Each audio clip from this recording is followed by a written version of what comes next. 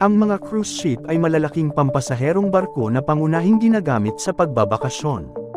Hindi tulad ng mga ocean liner na ginagamit para sa transportasyon, ang mga cruise ship ay karaniwang naglalayag sa mga round-trip na paglalakbay patungo sa iba't ibang port of call, kung saan ang mga pasahero ay maaaring sumakay at maglilibot sa iba't ibang mga lugar.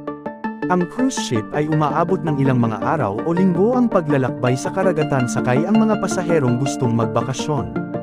Narito ang mga pinakamalaking cruise ship sa mundo. Number 5. Harmony of the Seas. Bahagyang nalampasan ng Harmony of the Seas ang mga mas lumang Oasis class na barko nito, na ginagawa siyang ikalimang pinakamalaking cruise ship sa mundo. Ang barko ay ang una sa dalawang bagong order mula sa STX France upang palawakin ang malalaking uri ng mga barko sa apat. Ang Harmony of the Seas ay isang first class na nagtatampok ng 10-story Ultimate Abyss slide, na matatagpuan sa likuran ng barko sa itaas ng Accor Theater.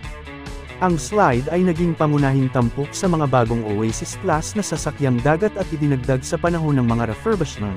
Ang Harmony of the Seas ay unang naglayag noong May 2016, may bigat ito na 227,500 tons, may haba na 1,188.1 feet. Kayang kumarga ng 5,480 na pasahero at may crew na 2,100. Number 4. Symphony of the Seas. Ang Symphony of the Seas ay ang ika-4 na Oasis class at ika-25 cruise ship mula sa Royal Caribbean. Ito ay bahagyang mas malaki kaysa sa kanyang kapatid na mga barko na ginawa ng mas maaga, na ginagawang siya ang ika-4 na pinakamalaking cruise ship. Ang Symphony of the Seas ay itinayo sa pinangalanang STX France Shipyard at inihatid sa cruise line noong March 23, 2018. Umalis ang barko sa first one-time preview nito sa paglalayag noong March 31, 2018. Ang unang opisyal na paglalayag ng barko ay noong April 7, 2018, sa 7 gabi nito sa paglalakbay sa Mediterranean mula sa Barcelona, Spain. Ang Symphony of the Seas ay nakabase sa Port Miami, Florida mula noong November 10, 2018, may kabuuang bigat ang barko na 228,081 tons at may haba ito na 1,188 feet, kayang kumarga ng mga pasahero na aabot sa 5,518 at may mga crew ito na aabot sa 2,100. Number 3. Wonder of the Seas. Ang Wonder of the Seas, ang ikalimang Oasis class na sasakyang dagat, ay kumuha ng pinakamalaking titulo ng cruise ship sa mundo mula sa kanyang kapatid na Symphony of the Seas noong 2022. Gayunpaman, mula nang dumating ang pinaka-inaasahan na bagong class na Icon of the Seas, ang barko ay nawala na ang korona. Ang barko ay itinayo sa Chantiers de l'Atlantique Shipyard sa Saint-Nazaire, France, at inihatid sa cruise line noong January 27, 2022.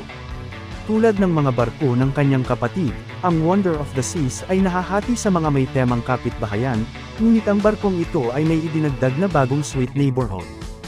Ang ika-8 neighborhood ay nag-aalok ng Royal Suite guest ng Suite Sun Deck na may plunge pool, pribadong restaurant, deck bar, at mga lounge.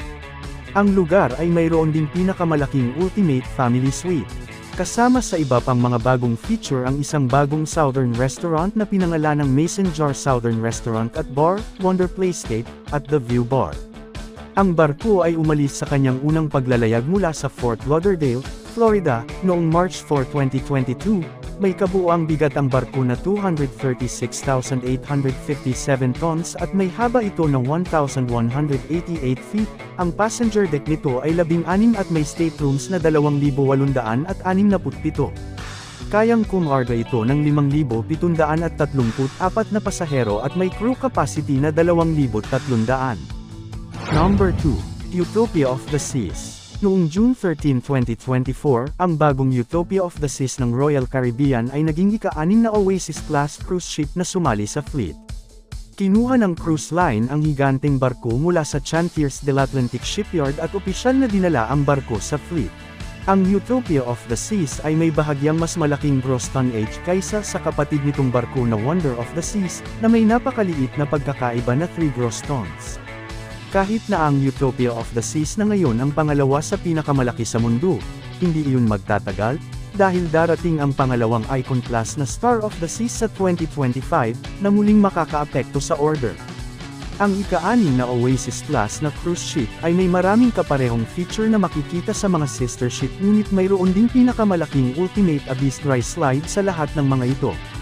Ang barko rin ay first class na nag-aalok ng weekend cruises ng 3 gabi o 4 na gabi. Ang Utopia of the Seas ay may bigat na 236,860 tons at may haba ito na 1,188 feet. Ang passenger deck ay nasa 16 at may mga staterooms na nasa 2,834, may kapasidad na kumargo ng 5,668 na pasahero at may crew na 2,270. Number 1. Icon of the Seas. Noong November 27, 2023, opisyal na inihatid ang Icon of the Seas ng Royal Caribbean mula sa Meyer Turco Shipyard sa Finland patungong Royal Caribbean. Nangangahulugan nito na ang cruise line ang tumatagal sa responsibilidad para sa higanting barko, at ang barko ay opisyal na naging bahagi ng fleet. Nangangahulugan na ngayon na ang Icon of the Seas ay ang pinakamalaking cruise ship sa mundo, na nalampasan ang Wonder of the Seas, na pinapatakbo din ng parehong cruise line. Ang Icon of the Seas ay isang first class at pinapagana ng liquefied natural gas o LNG. Ang napakalaking barko ay nagdadala ng maraming bagong innovation at feature sa industriya sa 8 kapitbahayan nito, kabilang ang 6 na record-breaking na slide, ang unang swim-up bar sa dagat, ang unang infinity pool, isang suite sun deck, isang nakamamanghang lugar ng aquadome, isang 3 antas na ultimate family townhouse, at higit sa 40 paraan upang kumain at uminom. Ang Icon of the Seas ay unang naglayag noong January 2024. May bigat ang barkong ito na 250,800 tons at may haba na 1,198 feet. Ang passenger deck nito ay nasa 18 at mayroong mga staterooms na nasa 2,805, kayang kumargo ng nasa 5,610 na mga pasahero at nasa 2,350 ang crew capacity. Ang lahat ng mga cruise ship na ito ay pinapatakbo ng iisang cruise line na Royal Caribbean.